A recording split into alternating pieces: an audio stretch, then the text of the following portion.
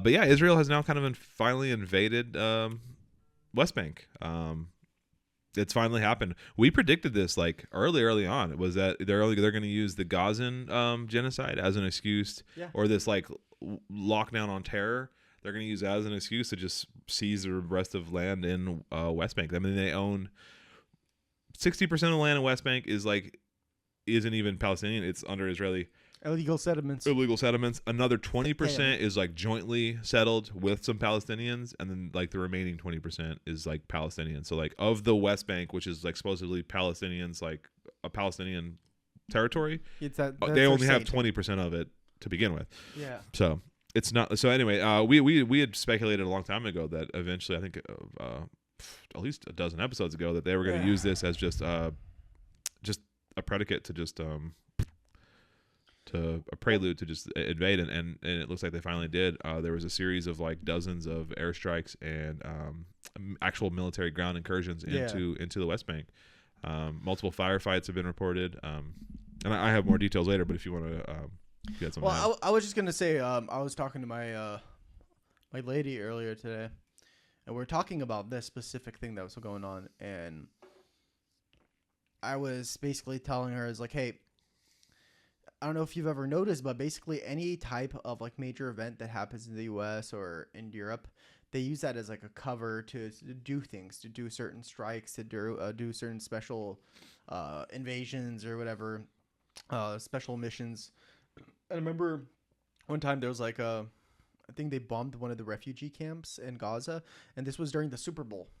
So while everybody was watching the fucking Super Bowl. We talked about that. Yeah.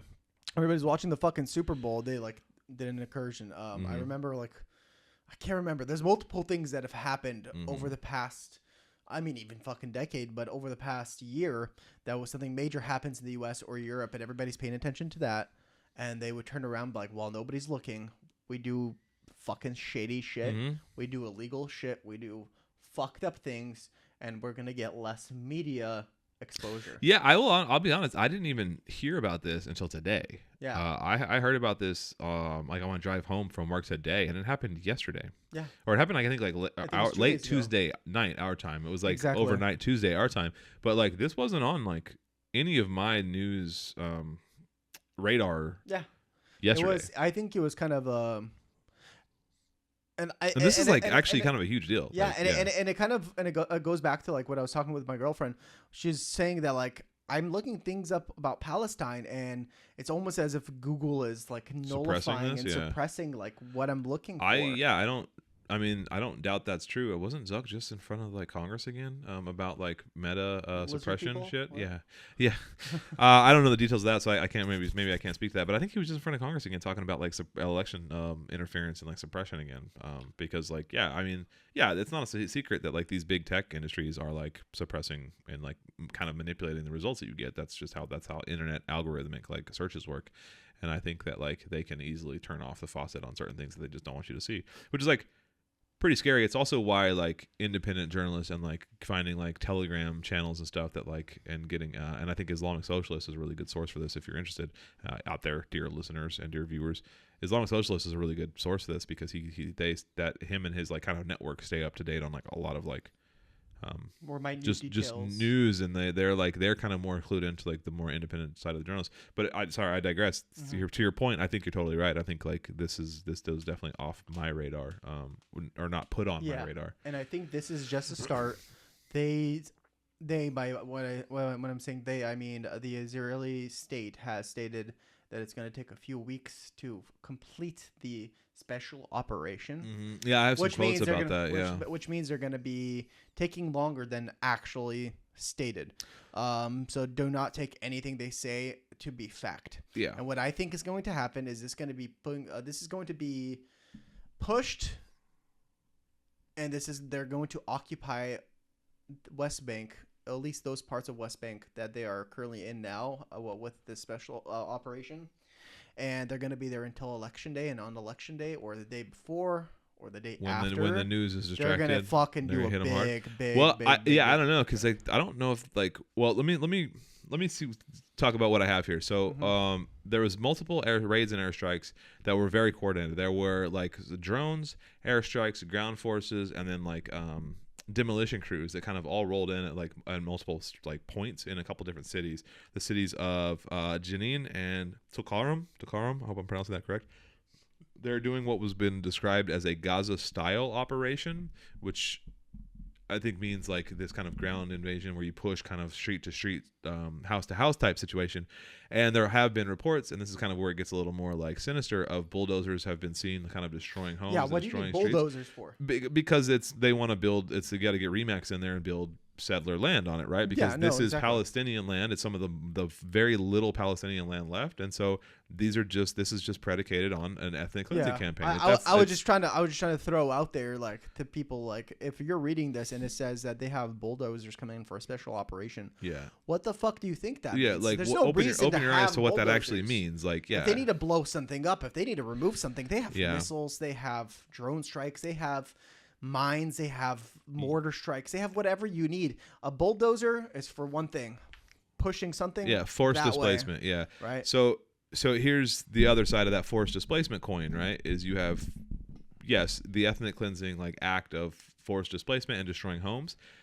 That's one half of this coin. The other half is that they're intentionally targeting hospitals and medical facilities.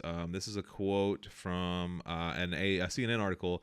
Quote, Israeli forces have besieged several medical facilities in Jenin and obstructed the movement of ambulances. And another quote, quote, in a statement, the ministry, and this is the Palestinian Ministry of Health, the ministry said Israeli forces blocked roads to Ibn Sina Hospital with mounds of dirt, surrounded the government hospital in Jenin, and besieged the Red Crescent Society and the Patient Friends Society. So they're intentionally targeting hospitals and blocking access, like egress and whatever, into and out of hospitals.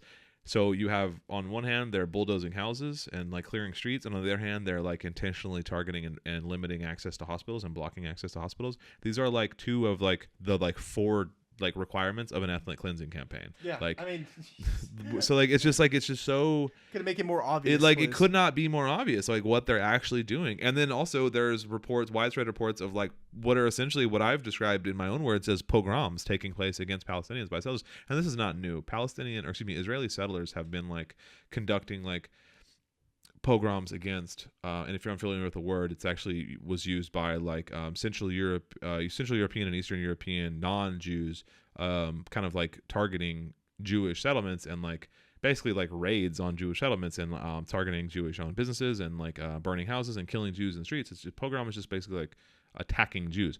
So like that's essentially what's taking place here in reverse. You have these groups of these Israeli Jewish settlers that are going in like pitchfork torch Frankenstein's monster style bands in the middle of the night, just mobbing around and just attacking Palestinians. And apparently the Israeli government has like denounced these as like, you know, unacceptable violence, but they keep apologizing that they never get there in time to stop it. And that's like something that there's been a line they use. It's like, oh yeah, I'm sure that's intentional. I'm sure it's just an accident that you didn't get there in time to stop this. So that's been taking place. It's just been a kind of a very obvious. Also, who the fuck believes anything the fucking Israeli state says? Yeah, so they said 600 people, supposedly 650 have been killed in the West Bank since October 7th. So since this new kind of like heightened push of violence between. So in the past year, 2 people have died per day. Yeah. In a place that's not in Gaza. I will say over a quarter of those are children. So like over 150 of those are children. So, and that's in West Bank. So like how are children dying in West Bank if not like intentionally? Because there's no like fighting in the West Bank like there is in Gaza, right? Yeah. So I don't know. It's just this is starting again, and I think this is not gonna stop. And like so, this is now just a second front. Well, I guess technically a third front. And there's been a lot of outcry. Like the Al Quds network has come out like pretty strong, saying like, okay, now like this cannot stand. So like they're gonna come out strong.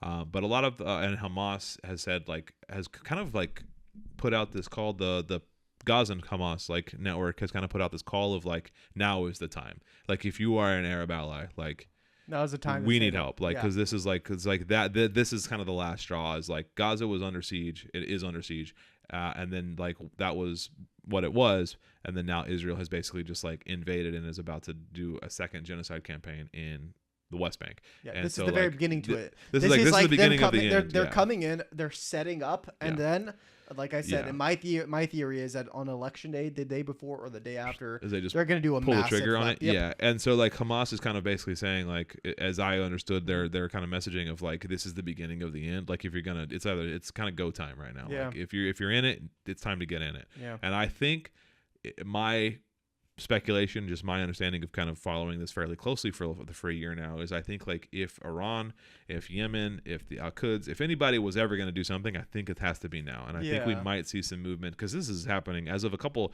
So they've admitted that and I should say that Israel Katz, the minister of the Israeli defense minister, I think he is, whatever. He's the guy who's basically been like lying about the genocide in Gaza this whole time. He has a couple just like bizarre quotes about this, saying by the way, welcome in Anti-Capitalist Podcast Network. Oh, cool, man. Yeah. Hey, yeah. Awesome. How you doing, guy? Yeah, how's it going? So yeah, Israel Katz, I mean, he's the guy who's been saying a whole bunch of bullshit, but he's basically saying that this has all been staged to quote, thwart the Islamic Iranian terrorist infrastructure, because he thinks that the Iranians are like staging in West Bank. Like the West Bank is like it's the weapons of mass destruction 2001. Like, I was about to say West that Bank. is like the quintessential like Western American. That's why propaganda. I literally just wrote Katz quote in the notes, because I was like reading this and I was like getting frustrated. Claiming that Iran was working to establish an Eastern Front against Israel.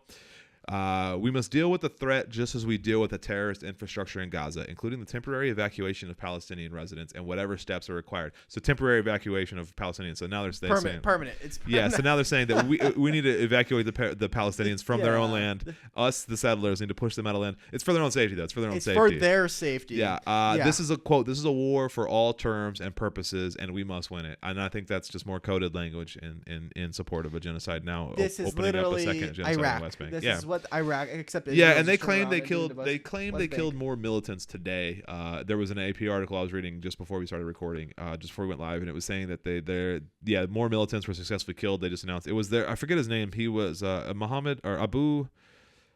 He was like a Hamas leader that was claimed to be killed earlier on, and then he showed up at a funeral and like was alive. Surprise, motherfucker. Yeah, kind of. And apparently he was like a folk hero, and then like I guess people were like carrying him on his shoulders and chanting his name, and he's like this folk hero. And then they actually apparently killed him today. And so like he was one of the militants that was killed today in the West Bank, and I guess he was a Hamas militant that was like chilling in the West Bank.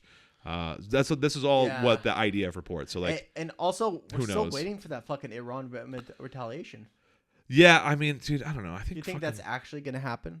I mean, not. It's kind of late at this point. If it had happened, if it was going to happen, it would have happened. You're talking about for the assassination of what's his face? Yeah, I think if it were going to happen, it would have happened. Yeah, I don't know. Do we want to invite any of these people on the live? I mean, we're just chatting at this point. Like, I don't know. Does anybody want to come up? If anybody wants to come on, just ping us in there, and we'll. Well, how would we? We'd have to set up a whole thing. Well, you can figure it out. We can hear their voice. It would just be voice, yeah. So, yeah, I don't know. I kind of forgot where I was at, but I was going to talk about the ICJ and the UN. Guterres, the leader, the Security General Secretary of the UN, more just toothless bullshit about like, we condemn this, but then not actually doing anything about it. I guess a lot of people. I actually didn't see any Anthony Blinken news of like America's Secretary of State. I didn't actually look for it, but in all the articles I was reading, I didn't see. You don't really have to look for it. You could kind of just guess. You could probably just guess what he's going to say. Yeah, exactly. I've been able to say like, well, we don't approve of or whatever. They have a right to defend themselves. Yeah, and apparently the Palestinian Authority is the government in the West Bank. I was reading a little bit about them. They're not very liked. They've been kind of capitulated and seen as kind of like a puppet. It's almost like a Vichy France type thing. Yeah. Which I mean, like I get it if you're in a position of like just extreme like oppression and God. What do you do? I don't know if I should say this. What are you gonna say? Careful. Yeah. No. I don't know. So I don't know what like, you're gonna say. It's, back in like pre-Civil War in the U.S. Sure. You had the house slave, and then you had the like the outdoor slave. Sure. Right, and the house slave kind of had like more rights.